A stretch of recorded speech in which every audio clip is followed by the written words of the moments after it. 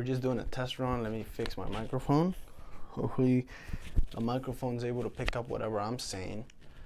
Welcome everybody. This is a new type of episode for Yolking Around. It's actually not really even Yolking Around. This is more of a monologue that I want to have with you guys. I decided to do a new thing for the whole show. And this is just sort of like a little test scoop for what's coming for season 2 of Yolking Around. And in this episode, I just want to talk to you guys about what's been going on in 2020 lately. For those of you guys that are new to the show, my name is Pee Wee or Derek, whatever you guys want to call me. I'm known with both nicknames. It's funny how you just pick up nicknames sometimes. You don't even know why it happens. It's just kind of like it's something that is given to you. And in the Mexican culture, it's actually very famous to have a nickname. It's just not famous, but it's very common to have a nickname. Like if you don't have a nickname, then you're not really friends with someone. It almost seems like it's just but the bad thing about the nicknames is that they're so toxic in a lot of ways because they emphasize like something funny. Like if someone's missing an arm, they'll call him like the armless guy, you know, or they'll be straight up with it. Or if you have like, if you look like a frog, they'll call you frog, you know. It's just like very non-creative, but at the same time it's creative to a certain extent, I guess, because it is a nickname. But the reason why I wanted to do this sort of one-on-one situation or one-on whoever's watching was because, first of all, we haven't done a podcast in a while. We've been trying to get a podcast out there for you guys, and it's just been hard to get everybody together and do it. So we're on episode 24 right now, this upcoming one at least. And before that, I missed you guys. I wanted to do something for you guys, so I decided to sort of do a podcast slash monologue for you guys in the whole situation of what's been happening lately. I recently graduated college, so hooray. If you graduated college too, congratulations, you've made it through. I started going to school in 2010 though. So I graduated, I remember I graduated 2010, I was a senior. I did not know what the hell I was doing. Like I just knew that because society told me that it was just basically the next right thing to do to be a college student. It was what I was gonna do basically. There was nothing going on in my head. I was just gonna sort of follow the crowd. So I did. I went to college. I honestly had a bad experience in college my first year, and the reason why that is because I didn't feel like I was sufficiently prepared for the first step. I didn't know anything about scholarships. I was very bad informed when it came to like how to pay for college in itself. I'm a DACA recipient myself, so there's a lot of limitations when it came to trying to find scholarships, especially during that time where DACA was very recent in 2010. I think it was even further down the road. There was still no DACA then. But anyways, there was little to no help for immigrants at that time. I'm living here in Colorado, and this is where it all took place in the first time. So I remember not having a lot of money. My mother was trying to help me with a little bit, and my uncle actually helped me too. He gave me a small loan of $1,000. He gave me a small loan, and I decided to use that to start going to college. Now, the thing about college is that you do not know what you're gonna do. Like, let's be honest, there's little to few people that actually know what the fuck they want to do when they get out of high school. And those people are blessed. I call those people blessed because to know, like, you know how you could just look at someone and just know that they're going to be an engineer, or that they know that they're going to be a painter or an art teacher, or they're just people that you could just tell and know that their destiny is almost marked to the T. And then there's 90% of us that don't know what the fuck we want to do with our life, and we have a ton of options, and then sometimes we feel insecure because we're not we don't feel like we're good at those things, right? I'm not good enough at math. I'm not good enough at science. I'm not enough at anything, really. I'm just average, right? So what do we do for the people that are average? I was in the same spot. I was very confused, did not know what to do. I just knew that school was the next step because that's what they sell you, right? You want to do something with your life. You want to be someone in your life. You want to make money. You have to go to school. That's the number one thing. So you get sort of peer pressure without knowing what the fuck you're going to do, especially in schools. I've always known that schools, universities are a business. Like at the end of the day, they are a business. So they want your business. They want their students to come in. They give two shits. That's just straight up honest. They give two shits if you are prepared or not. If you're going to their school, is because you should be ready. And this is the thing. A lot of people are so scared of taking a year off after high school. And I tell them, don't be scared. I understand, completely understand. Bro, you just did 12 years of school, back to back to back. You need a break. I understand. And plus, a lot of us don't know what we want to do with the rest of our careers, or what the next step is. So sometimes taking a year and thinking about the situation, if you want to go back to school, is good. A lot of the times it could be bad. A lot of parents I know don't want you to take a break, because essentially what ends up happening is, well, if you take a break, you'll sort of drift away from that routine that you have going on, and then you'll not want to work anymore, or don't want to go to school anymore. But that shouldn't be the case. If you want to go to school, a person that wants to go to school is going to go to school regardless. Now, it's a dangerous spot to stop at, because you're 17, 18 when you're finished school. So if you decide to take a break, usually a lot of people, what end up doing is they're still in that age where they're going to go out and party with their friends. They're going to go out and get to know people and whatever. And they can get distracted with that thing because they feel young. They feel like they can do anything and everything. But they start drifting away from the main goal, which is try to get an education, or try to find a way or a path to get a better career, or get a career going, whatever that is. And so I was very confused when I started. I started doing gen eds. That's the best thing you can do if you're just gonna wing it. I call it the dipping sauce of education. You're just sort of dipping everywhere and seeing what you might like and what you might want to do, but you're not necessarily ready. You're just sort of trying different flavors and different tastes of educations, teachers, classmates, colleagues, whatever. You're just trying everything. Then reality hit. I didn't know that I had to pay. I know this is gonna sound stupid, but I didn't know that I had to pay each semester. I was that ill-informed. I was just not very well informed with the whole situation. So it's Christmas. I get to get home, and then I try to sign up for classes again, and then they tell me, no, you can't sign up for classes, because why? You still owe us $7,000. You still owe us $7,000. You can't come back unless you've paid that money. So then you're sitting there kind of confused, because you're trying to understand what the right thing was to do. Well, it turns out that if you don't have a legal status, you can't get FAFSA. At least back in the day, you couldn't get FAFSA. You can't really get financial help from the government, because you are not from this country. So unless you have like a scholarship or something. Like I know people were very blessed, and they had like rich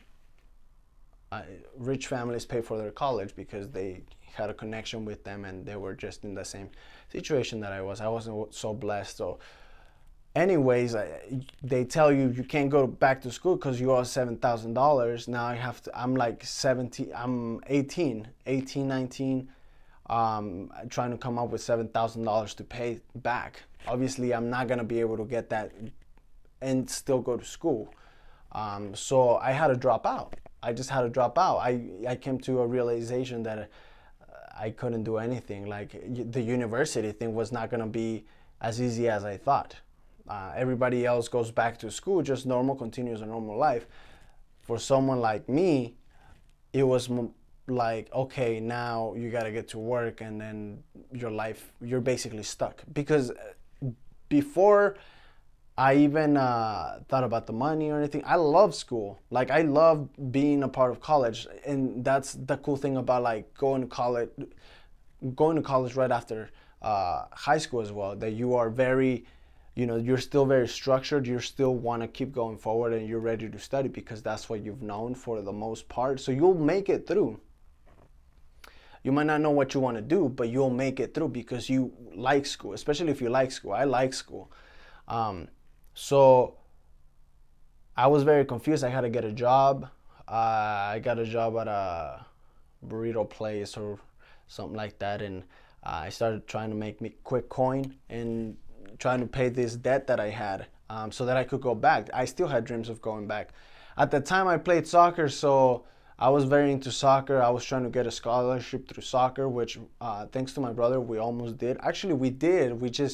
It was just not enough. Because it was a private college, so the tuition was very high, and the athletic scholarship that they were offering just wasn't enough, and they couldn't provide more. But that's another story. That was another step that happened whenever I was trying to go to college in this whole career that I've tried to develop throughout the years. So took basically like a year off. Next fall, I enrolled in another university. No, it wasn't a university. It was a junior college out in the middle of nowhere. And we went because we were promised to have sort of like a soccer scholarship, and good things like that. It was a beginning program, so I was very excited about it. I'm like, heck yeah, let's get some minutes. I get to play and I get to study. It'll be great. Something happened that I was not able to participate that semester, so I had to do the whole redshirting thing for soccer. I was not able. Redshirt just means that you are not using a NCAA eligibility year, which is years that you get to play the sport. So I had to hold back a semester and then get enough credits. I think it was because I didn't have enough credits the previous year. I don't know. NCAA, whenever I had to start filling the paperwork for it. Like, if you're thinking of going to college and playing a sport, I don't know if it's easier now, but back in the day, they made you fill out a fucking stack like this big. I don't know if you guys can see, like this big, asking you terms and conditions, signing, you need to have credits. I almost didn't make it because when I did the ACT, I fucked it up. Like, I fucked up my ACT score so fucking bad that I was barely able to get to a university. And it's because I was never informed. I was never informed. So what I'm telling you guys is, if you're trying to go to college, inform yourselves. Inform yourselves very well, because I was not informed at all. So let me tell you guys real quick the ACT situation that I had going on.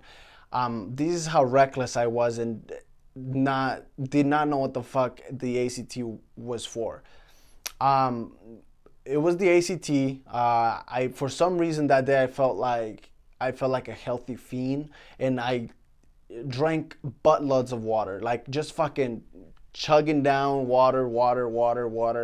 And then we had to start getting into the ACTs.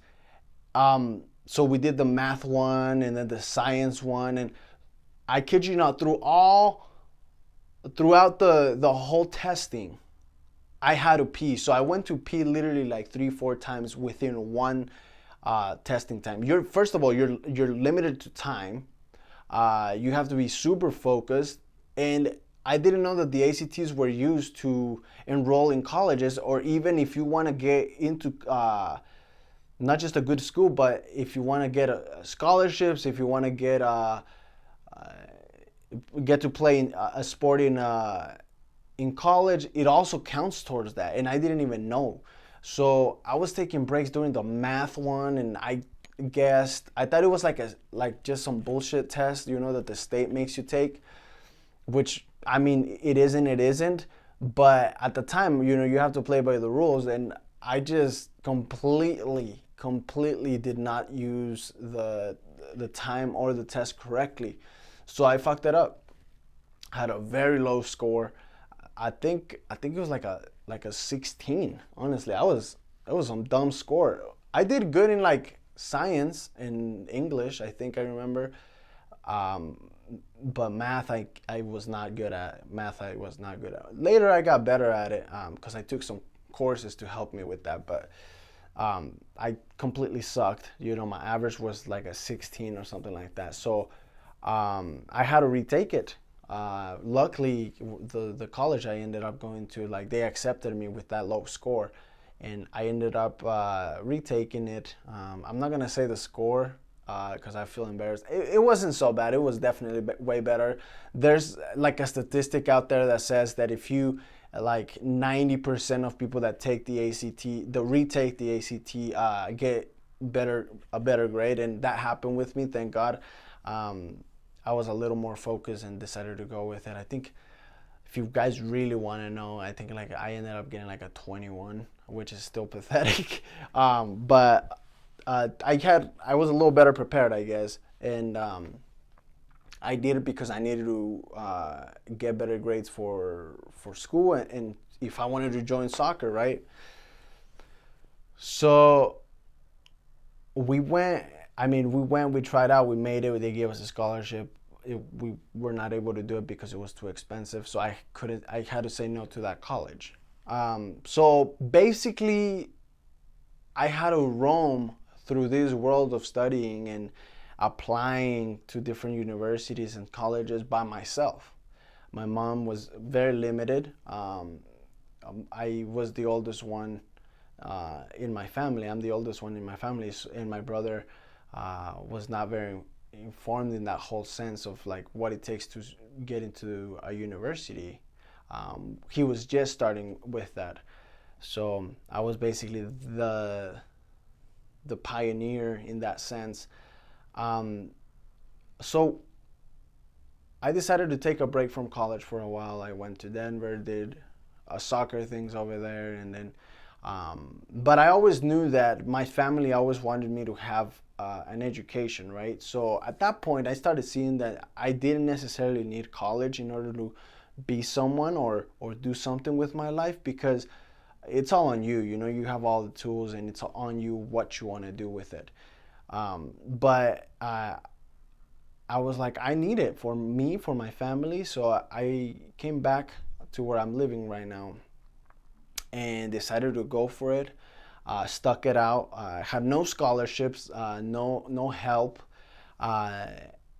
You basically have to put your ego aside. If I can make it through college, you can make it through college. I'm an undocumented guy, DACA recipient that got little to no financial help.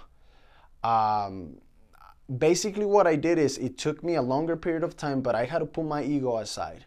And a lot of this is where this is one of the main things that I want you to get out of this, okay? The main thing is, your friends, your family, the people around you are gonna expect you to finish college in a matter of 4 years, right? Like, that's the expectation. If you're 27 going to college, you're gonna get random looks, you're gonna get made fun of, and there's gonna be a lot of people that are just close-minded in a lot of ways, and they're just gonna judge you for what you're trying to accomplish. Why? Because it's taking you this long, right? Whereas they might be getting financial help, they might be getting help from their parents. They're not first generational. There's been background, there's education when it came to getting enrolled in schools. There's methods. It's just a different mentality that they have been cultivated with. Whereas a first generation like myself, we don't know where anything is, we don't know what to do, what anything means, and we're just very sort of close-minded and afraid.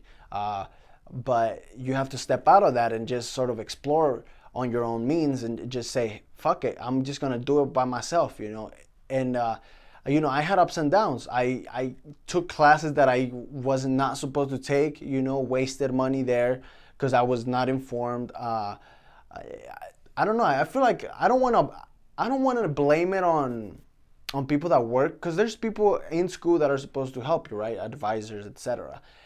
For some reason, I don't know if it was just a cultural thing or if it's just like a personal thing, but I felt like I did not want help, but I needed help. Maybe it was, I don't know if it was pride on my side or my end, or it was just like the cultural part of it that for some reason I was scared to ask, and I was scared to ask questions, and if they needed to repeat something, I was scared to say. I'd rather say I got it, and just go on my way that way. Um, but anyways, yeah, I learned a lot from it. I learned a lot from the mistakes I've made. I took classes that I like had already retaken, and wasted a lot of time and money because I was not informed. I don't see it as a something that put me down or backtracked me in a way it did, but it's more of a learning experience. Hopefully, if I ever have kids and if they ever want to go to college, I can tell them, hey, you got to do this, you got to do that, make sure that your grades are up in this sense, make sure that you study, make sure that you're not just winging it. But now I'm able to give that advice, whereas before I couldn't have, right? I've made literally all the mistakes that you could probably make in college. My first year, I flunked a class. I started getting involved with this girl. Never had a girlfriend, so in college I did, and you know, I got entangled, and I started missing class in the mornings. I was just lazy and did not do it, and fucked up that class. I think it was algebra. So later down the road, I had to retake that damn class because I was so behind in it. And I'm coming from a place where I was very rusty. Like, I took a break, like a three-year break almost, from college and doing anything, and I was very rusty. Thank God I was able to come.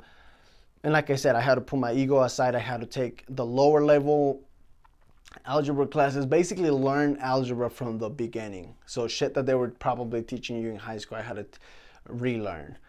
So they developed me, and I'm thankful for that because they developed me and I was able to understand. I don't know if it was because I was in a better mentality, a lot more mature, maybe, that I was just able to pick it up and understand the mathematics of it, and I actually grew fond of it.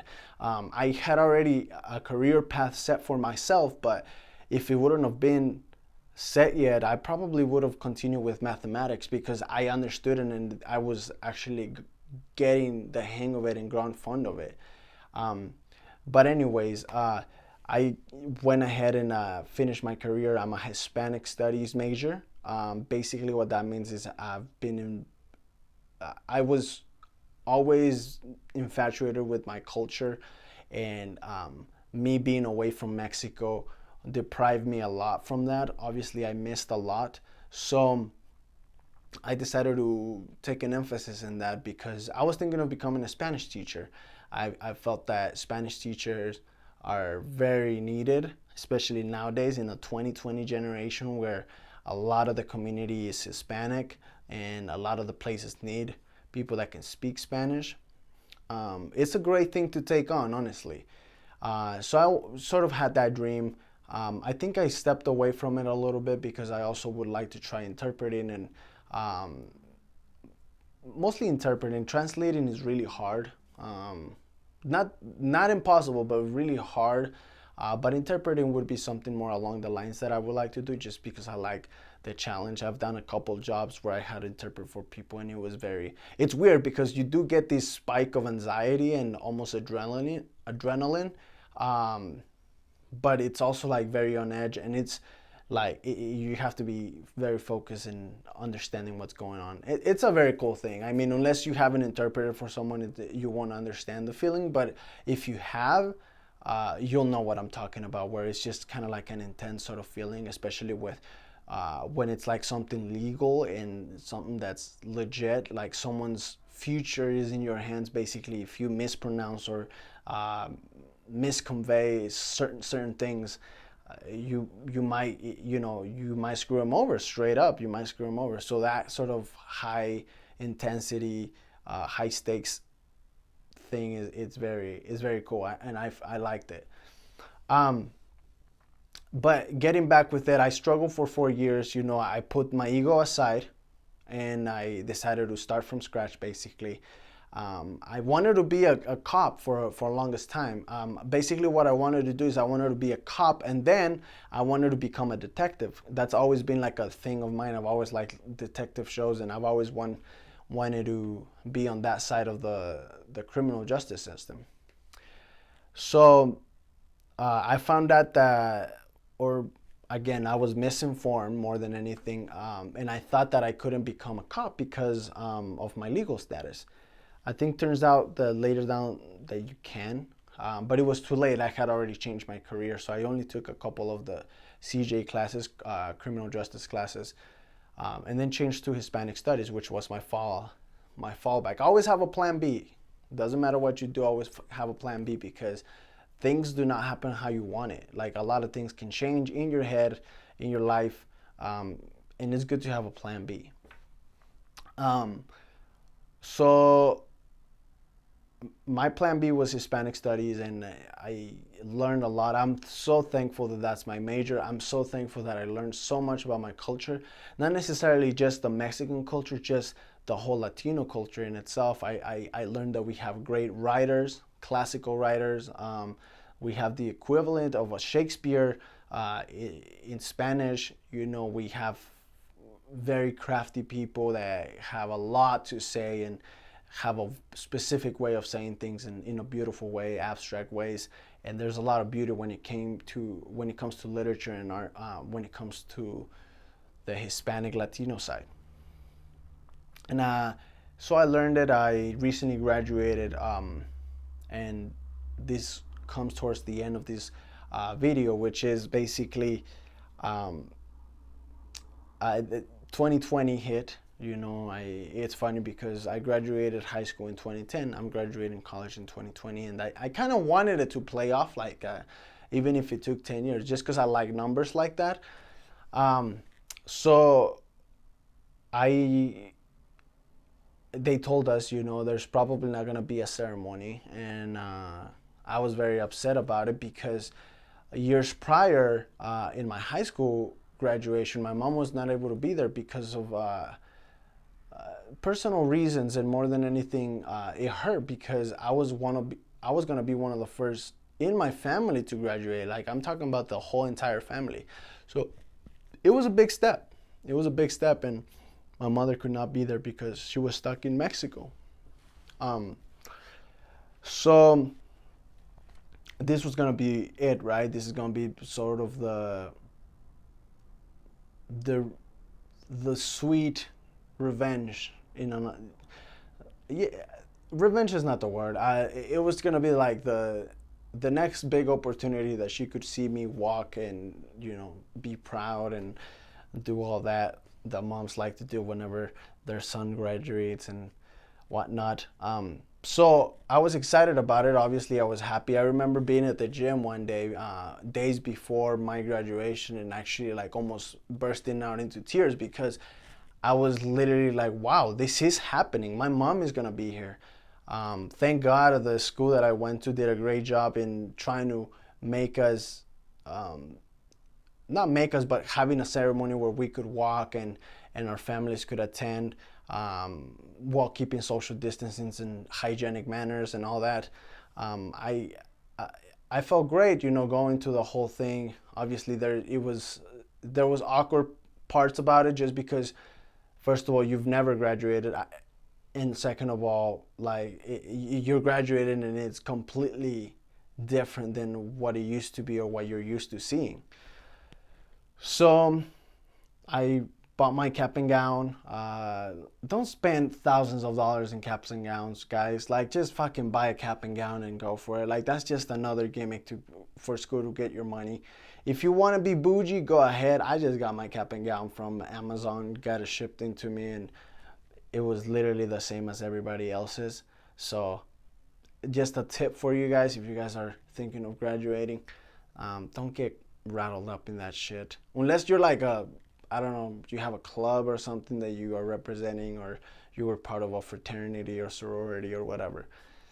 But anyways, I walked, it was weird because it felt like the end of a cycle. And I like to say this, I've never felt like what that word meant, really, like the ending of cycles or closing of a cycle. And that's how it felt like. It felt like my job was fully done, not just in school, but just even in the whole atmosphere of where I'm living right now. So I'm ready to take it to the next step, which is a good feeling. But my mother was able to be there, thank God, and my brother and my family members, they couldn't make it because of the whole COVID thing. It was supposed to be a big event that I had planned. I was thinking about like getting a room, renting a place, where we could just celebrate and have a great graduation party with me and my friends and just everybody, that's close to me. Unfortunately, I was, not able to do that, but I was able to walk and, see my mother be happy and proud for me more than anything, which was the biggest accomplishment, being an example for my little brother and for my middle brother and younger brothers that I still have, and letting them know that it is possible, and letting you guys know that it is possible, that this is my story, and hopefully if you guys have stuck along this long, that it is possible to do things. It is possible to keep moving forward and to make good things happen in 2020, and not to give up. Is it gonna be easy? No, I had to work a lot. I had to spend times where I had to pull all-nighters because of my procrastination, because of my irresponsible self. But you also have to realize that we are not teens, but we are young adults, and there's a lot of things that we'd rather do than be typing up an 8-page paper, which is completely understandable. But at the end of the day, you still have to type that 8-page paper, right? So it's just a matter of, weighing out the outcomes and just sitting down and busting your fucking ass, like it's just what it is. There's no other way around it. And then having to work, being broke for so long. I was so glad when I first got my first grand in savings, because now I'm not paying for school. I have no debts. I don't have any loans or any type of, I don't know anybody anything, which feels great starting right out of high school, right out of college, because I have a clean start. I have a clean start, and I'm, in that sense, I'm ahead of a lot of people, because a lot of people start their career and everything that they're getting from that money is getting paid towards that tuition or those loans that they have, those government loans or bank loans, whatever they have. I'm not in that place. I get to start from building something and making money and, being able to buy, maybe a house, a car, whatever it is that's needed in the future, and get started on it and not have to pay for college. And, I was very proud when I got my first, the first grant in the bank, because I haven't had that opportunity. I haven't had that blessing of being able to actually have some money to fall back on. And now that I do, it's amazing. It feels good, and it's just, it's just a beautiful moment. Because I had to struggle a lot. To work a lot and then pay off. What I was working on, I was paying, and thanks to my mother, thanks to her help, and her putting that mentality in me that you gotta work for what you want. I've made it this far. So if you're watching, if you're someone like me, let me know what you think. Let me know your comments or questions. If you have any, I'll try to respond. This is not an episode of joking around. Like I said, this is sort of a scoop and taste of sitting down with Pee Wee, having a one-on-one conversation with you, or one and whoever, You guys know what I mean. Hopefully you guys liked it. I'm trying this out. This is sort of a beta model for what's coming for season 2. We should be shooting season 2 this week sometime and having it ready for you guys. We missed you guys, that Yolkin family that we have out there. Thank you guys so much for tuning in today. If you guys tuned in, if not, if someone's completely different, welcome to the Yolkin family. I'm so glad that you guys stuck, and hopefully you guys like this podcast / advice of me, my life advice or whatever. But with that being said, guys, stay blessed. See you next time, and embrace your weird.